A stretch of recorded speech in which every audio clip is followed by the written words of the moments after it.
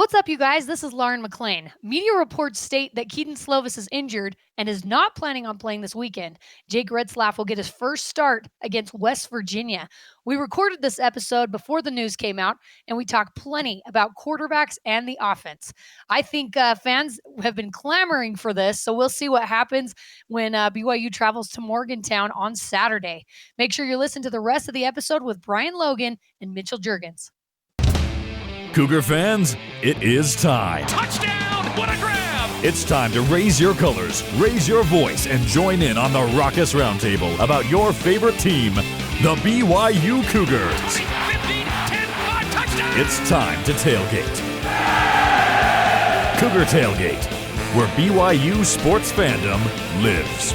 And here's your host, Lauren McLean. What's up, Cougar Nation? I'm Lauren McLean, and we're here to tailgate with you, doing what we do best, talking all things BYU Cougars. For today's roundtable discussion, we have former Cougar wide receiver Mitchell Jeurgens. What's up, Mitch? Hey, it's good to be here. And former Cougar defensive back Bilo, back for the second week in a row. Hello. Thanks so much for coming on, you guys. Last week's 29-point loss to Texas was ugly, but not completely unexpected. However, the defense held the Longhorns on 2 fourth downs, moving forward to 5-3 West Virginia on the road for a night game in Morgantown in a battle of the underdogs. Okay, guys, it's time for our hot-off-the-grill hot takes about BYU football this week. Let's start with Brian. BYU will play 2 quarterbacks. Is that your hot take? Yeah. Do you actually think that's going to happen? After listening to all the stuff the coaches said this week, I think so. you think they'll do it? Mm-hmm. All right. You know, I didn't think so until I heard I read Dave McCann's article of him interviewing Coach Doman, and I was like, oh, that makes a lot of sense when you put it in that perspective, which is, you know, Kedon is a one and done type of player where, you know, you have a backup quarterback right now that you have an opportunity to get some playing time, and you know, potentially this backup quarterback could be your starter for the next 2 years. So yeah, we love Kedon. We want him to, you know, be in a position to play, you know, football at the next level. But at the end of the day, Kedon's not going to be here, you know. So it made a lot of sense of you know, getting Jake a little bit of you know, getting his feet wet and getting some experience, because he'll still be able to redshirt as well. So Yeah, because there's only 4 games left, and you can put 4 games. And Lauren, don't listen to the coaches. That's media talk. They lie. They lie. Look, it's the only time. You have 2 times where you could lie. It's okay to lie. Like coaches speaking to the media and parents saying that Santa Claus is real. That's the only times you're able to lie. That's good to know. I concur. Lessons by Bilo. What's your hot take, Mitch? So I think my hot take is going to be that Ryan Rico is not the most valuable special teams player on BYU. And I'll explain. So the loss of Marcus McKenzie, we haven't had him the last couple of weeks, and that's been a hit. Yeah. You go look at, I mentioned most valuable, not the best. I think Ryan Rico, everybody sees the leg that he has. He's an NFL punter in the making, just with how strong he is, how good at his job he is. However, BYU's starting to get hit, and they're starting to feel just how much it hurts to not have a guy like Marcus McKenzie in the lineup to go make the open field tackle when Rico boots it. 2 weeks in a row against, Texas Tech, they had a good returner, and they got a couple good returns. And then, obviously, the touchdown against Texas, they had a return touchdown. So I'm going to say that they've got to find, if Marcus McKenzie isn't ready to go and to, you know, fill in that spot, they've got to find the gunner or somebody on there that's going to make, you know, Ryan Rico doing his job so much more effective, because it can hurt you. So I think this season we've seen just the impact and how much value Marcus McKenzie brought to that role, because special teams, all 3 phases, you've got to be sharp in all 3 to continue to dominate on the football field, and that's one of the areas where I think BYU struggled a little bit the last couple weeks, and you see the impact that Marcus McKenzie has. So I put Marcus as the most valuable player in that special teams role, and if he's not ready, then they've got to find the next guy that's going to come in and do the job.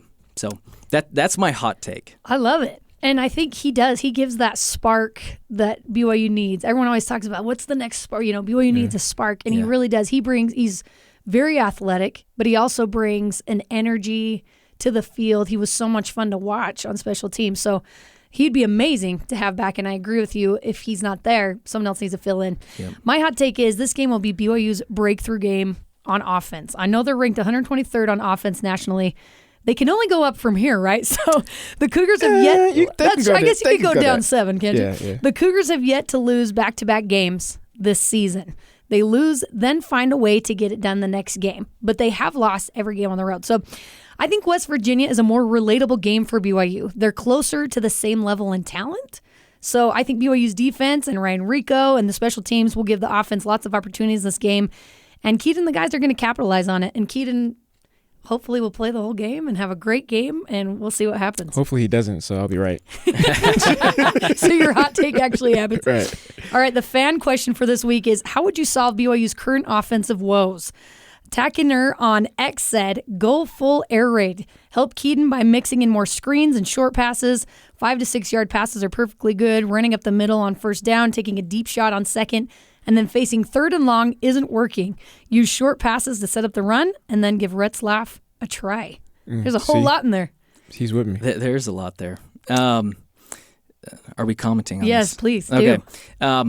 I actually agree on this one. Now, I don't know, I wouldn't say completely abandon the run. However, I think you can reverse the script here. I don't think they should be, or the game plan should be establish the run to then open up the passing lanes.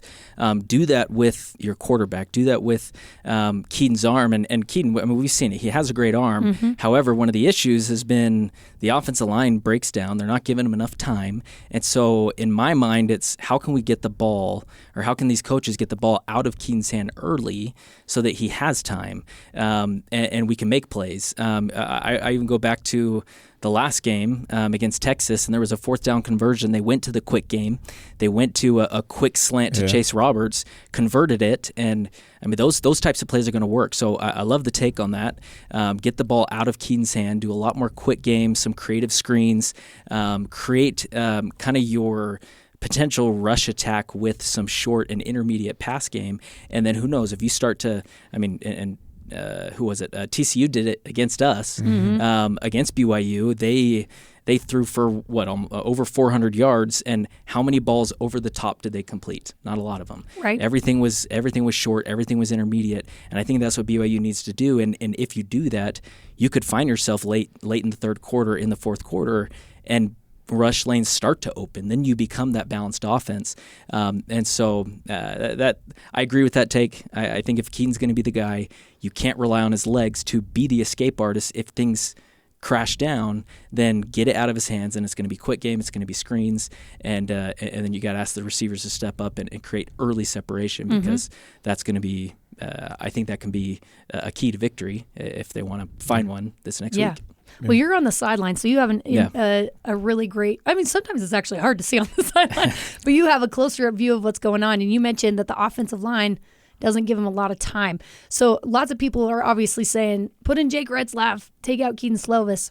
But you mentioned the offensive line. Do you feel like the BYU coaches should give Kedon Slovis more time? Or would you like to see Jake Retzlaff come in? I mean, it depends, and I think because you can't point the finger completely at Kedon. Yeah. Yes, can he make better throws? Were there some throws there that he wasn't pressured and he missed and he airmailed it? Yes, there were those times, and Kedon's going to take that on himself.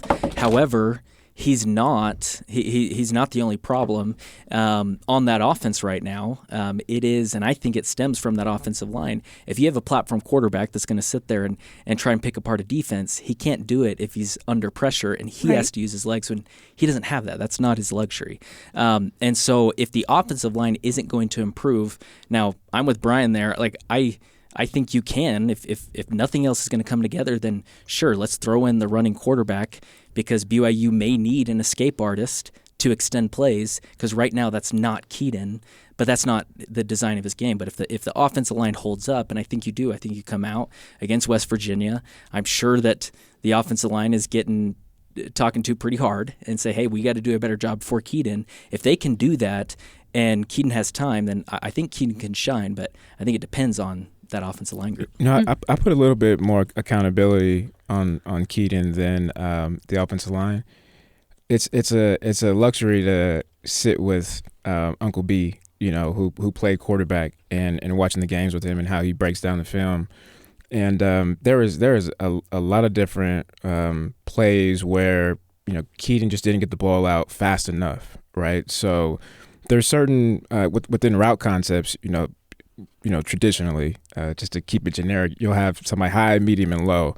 And if those routes are taken away by the defense, you can go ahead to hit the check down. You could hit, a shorter intermediate route, even though it's not maybe the first read or the second read, right? But as a quarterback, knowing that, hey, the pressure, like I have pressure, my offensive line isn't that good. Maybe I need to make those decisions a lot quicker. So there's times where he, would drop back and the ball should have went out now. Instead, he would drop back in 1,000, and then try to make that throw. But to your point, how the coaches can help is by calling quicker throws to where he doesn't have all those reads and all those progressions. He could just 1, 2, 3, bam, get it out, and that will help alleviate as well. But also think about Jake being a running quarterback, that could help with the actual running game, right? So having a running quarterback, now the defense has to account for an additional player. You know what I'm saying? So it's no longer 11 on 10. It's 11 on 11. So that would be another reason why I would bring him in. Well, it's true. You look back at Jaron Hall and Zach Wilson, and I think they covered up a lot of the problems that could have been that Kedon Slovis just doesn't have the legs to do. Those were both mobile running quarterbacks, and I almost think that's almost essential in today's college landscape. You almost have to be a dual threat quarterback unless you have incredible tools, right? Yeah. Position groups. And so, well, think about the pros. Like if you're not, the game is starting to change, right, and turn that way as well. You look at the quarterbacks, like Patrick Mahomes. Look at all the quarterbacks that got drafted. More of the traditional quarterbacks, like a Tom Brady, who obviously is no longer playing. But those type of guys, what do? Get the ball out extremely fast, right? So it's kind of either or. You don't have a lot of time nowadays with 300-pound guys that run our speed, run 4.5s, right? Yeah, scary. Yeah, a bunch of Ziggy Ansahs. All right. Texas Colonel on X said, do a Jay Hill, but for the offenses instead of defense. Justin Park on X said, get to the line with no less than 18 seconds on the play clock and utilize the 5 to 10 yard passing game, kind of like you guys were saying. GC Bendixson on X said, get the ball out quickly, 2 or 3 step drop, 2 seconds max, throw over the middle, power run downhill, not side to side. Stop asking O-line to pull and run faster than they can effectively can.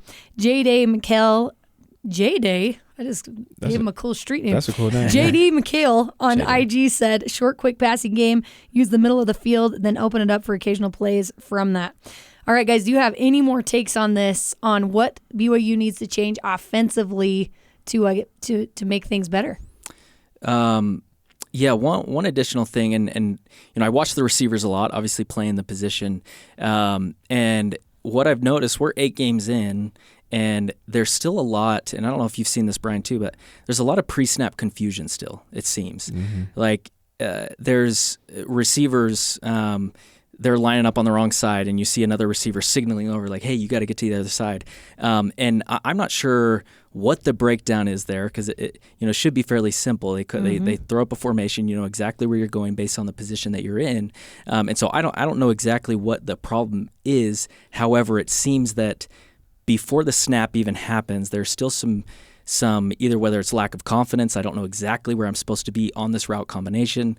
And if you're playing with a little bit of lack of confidence or hesitancy, that's not going to fly at the Big 12 level at all, right? Right. And so before the play even kicks off, and we've seen that, right? Even last game, there was they got down to the goal line or within the 10-yard line, and I think it was Keelan Marion was running a jet sweep. He runs into the running back, turns into be a loss. And those types of things, I just don't know. That stuff can't happen at week 8. Blunders in in communication, in alignment, in assignment. And so that's one thing. And I think collectively as a group, one of the mentions there was, you got to get up to the ball with or get out of the huddle within 18 seconds or whatever it is, 18 seconds left on the play clock. There needs to be more, I think, unison as far as breaking the huddle. Everybody knows what they're supposed to be doing, because if you do that, you're going to play with a level of confidence that you can see, and then therefore be successful, go make plays. Because if you're not confident and it seems that there still is a little bit of hesitancy there, not sure what the issue is, but they got to fix that. Well, you also, I mean, from a receiver's perspective, if you're lined up, fast enough, and you're looking at your pre-snap reads, right? I mean, that's you're able to say, okay, safety's here, corners here, linebackers here. This is where I'm going to be able to run, based off of, their alignment. So I agree with you there. Something that Austin Collie said, which was really, eye-opening for me, was when he played, he was like, I didn't rotate a lot. Yeah. So he thinks, guys that are rotating a lot, they're not getting into a rhythm, right?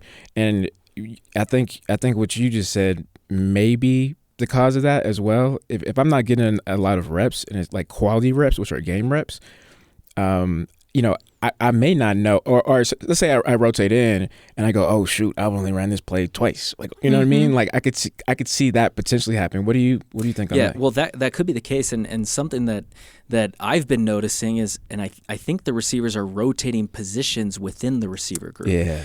When I played, I was an H receiver, but that's all I played. Yeah. And so if somebody came in for me, they came into the H. When I came back in, I was the H receiver. There's a Z, there's an X, there's a Y, there's an F. And if I'm going from Z to X to F to H to back to F to Z, I may get confused because, again, the way that you line up, the way the route combination works, am I inside, am I outside, all that can get confusing, where if I'm rotating, and again, it looks like that's happening just based on how many people are rotating and the different positions I've seen them in.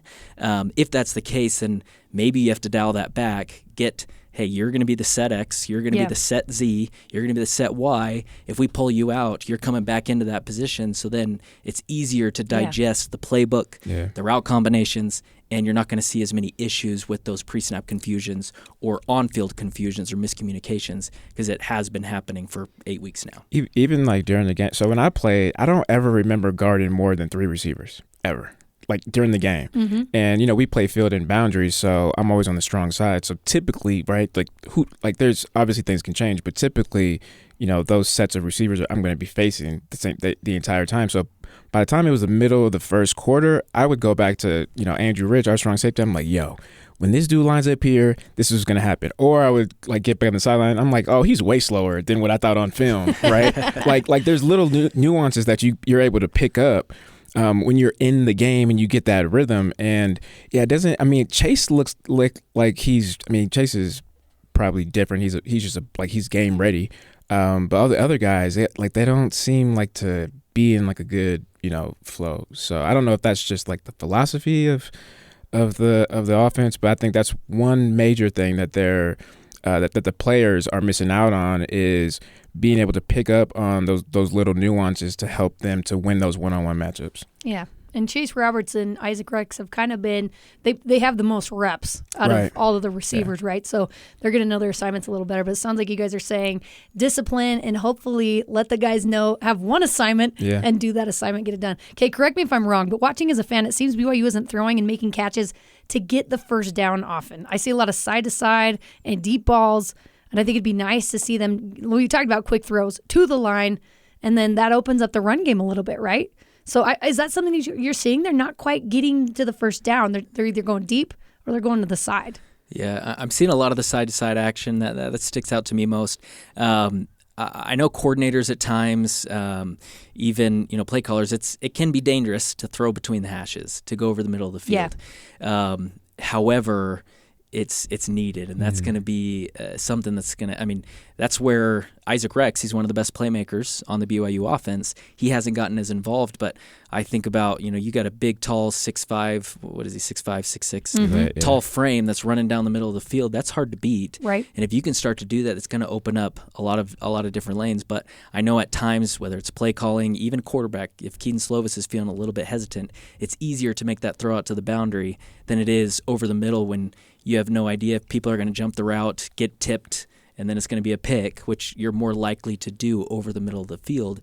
But you've got to be confident to make those throws, especially if you want to play at the next level, right? You can't just rely on the boundary or the sidelines, and that's going to get picked apart.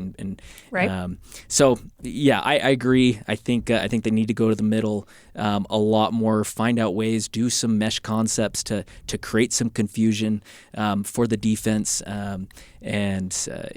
I'd love to see a little bit more of that.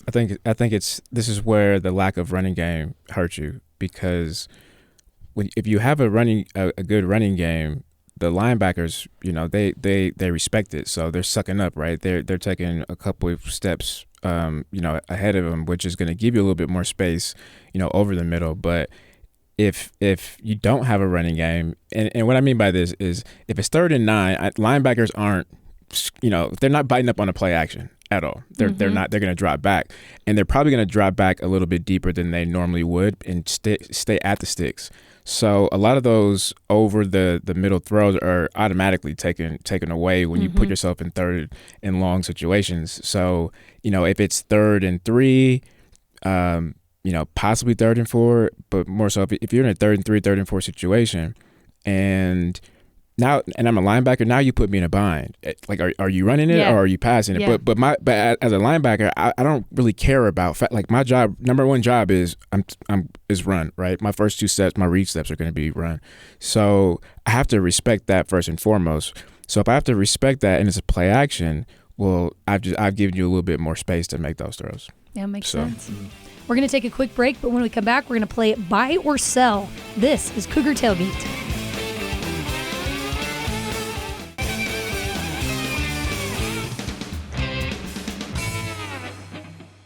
Welcome back to Cougar Tailgate. I'm Lauren McLean alongside Mitch Jeurgens and Brian Logan. Okay, guys, we're going to play Buy or Sell. And the first one is Jake Retzlaff deserves a shot with the offense. BYU's social media numbers, number one topic during last week's Texas loss was whether or not BYU should look towards the future and play Retzlaff or keep it rolling with Slovis. B-Lo, you buying it or selling it? Yeah, you already know I'm buying like 3 of them. Yeah, I'm buying. Yeah. What about you? I'm buying. Okay. I'm buying, and maybe I'm just a little pessimistic about seeing the offensive line improve, and if it's not going to happen, and Kedon finds himself in the same situations, I want to see a guy get out there and throw a wrinkle and see what happens. Yeah. So yeah, I'm buying it too. I'm not saying bench Slovis for the season, but I'm saying when the game is in hand or out of hand, let the guy get some snaps and see what he can do. And I totally understand Kalani's post-game comments last week where he's like, hey, it's not just Kedon. It's, because that's exactly what the media was asking him. Like, so why didn't you put in Jake Retzlaff? So I understand that. You got to give the guy confidence, because if you take him out, you're taking some of Kedon's confidence away. But I feel like in certain situations, it's okay to give the second string some time and see what he can do. All right. Number 2 is when everyone is healthy, Miles Davis should be RB2. So for context, Miles Davis is currently averaging 5.1 yards per carry off of 15 attempts and 3 games played. LJ Martin currently averaging 4.6 off of 438 yards, and Aiden Robbins is currently averaging 3.1 yards per carry on 43 attempts. Mitch, are you buying it or selling it that Miles Davis should be RB2? That's a good one, huh? that is a good one. And you mentioned when fully healthy, when everyone's healthy. When everyone's healthy. Yep. I'm going to say sell. Okay. I think I'm high on LJ Martin. I think he's proven, and running even behind not a productive line. I think he's done some pretty good things. I'd like to see him get a little bit more, take those outside runs with a little bit more speed. Yeah. But I mean, he's physical. He's fast. He can do a lot, and I've been pleased. I'm not convinced that Aiden Robbins is healthy yet. I think, going back, I don't like to live in the past, but he had a 1,000-yard season last year at UNLV. Is that right? Yep. And if he's not all the way healthy, I want to say I've stood next to him. He is a massive human being, and I just pictured trying to tackle him, and that's dangerous. And so if he's healthy, I think I'm still taking him as the 2. But that's a good question. It is. Yeah. It is. You buying or selling, Bilo? I'm gonna wait till it goes on sale. And then, and then I'm gonna buy it. That's a different game. Yeah. So it's a hard question because I don't feel like the skill set of Miles Davis really complements the offense and how A-Rod wants to run the offense. But there are plays for him, right? Mm-hmm. And we've seen that. That's why the stats say that. So I think that why I say I'm waiting till it goes on sale is that I would like to see A-Rod incorporate him a lot more into the offense, into play calls that suit his skill set, which is getting in open space, getting around the edges. I don't know what his hands looks like, but I would put him in slot, have him do some bubble screens. We talk about quick game. I'd put him in a slot, have him run a quick slant, just get him into open field, open space where he can be one-on-one with defenders. And I like him over on linebacker, like one-on-one, like that's not fair, right? Yeah. So being able to be creative in those type of ways, I think would also help supplement the running game as well. Yeah, I'm with you. I'm selling it, but I want to use him. Right, I want to right. use him a little bit more. That's why you just gotta wait till it goes on sale. Yeah, that's right. It was hard for me. I love Aiden's size, like you said, Mitch, and he had some breakout moments against Texas. LJ is so tough, only a freshman, and he's just going to keep getting better and better. Like he's the future of BYU football and the running backs. I'm optimistic about Yeah, OJ. sure. Okay, our next one is BYU get their first Big 12 road win against West Virginia. BYU is a 10-point underdog against West Virginia. Both teams 5-3 this season. BYU has lost their Big 12 road games by an average of 24.3 points. West Virginia is 3-1 at home. The game is at night. Bilo, you buying or selling? Yeah, it's a night game. I'm buying. Yeah. I'm buying. So BYU is 20-1 in their last night games. So yeah, So there it is. I'm trying to come up with stuff that would back up that answer, but I think that just did. It's the night game. It's the night game for you. Yeah. What about you? The fan in me wants to say buy. I'm gonna go sell though. The way that I see this season ending for BYU, I see a 6-6 season, but I'm putting more confidence into the win the next week at home against Iowa State. That's at Lavelle's house, 8:15 kick, which has proven to be pretty brutal for opponents coming in. So I'm going to say sell on the West Virginia, but if you had a second part to that question, I'm taking buy on the Iowa State. On the Iowa State. The Iowa State game. So why do you sell West Virginia specifically? Obviously, they are doing a whole lot better than what they were projected to do, and they're a tough team, and they do have that underdog mentality that can work in their favor, but why do you think that? They do. I think this team has competed. Their 2 losses came against it was the Hail Mary loss against Houston. Is that right? Mm-hmm. Yeah. I think so.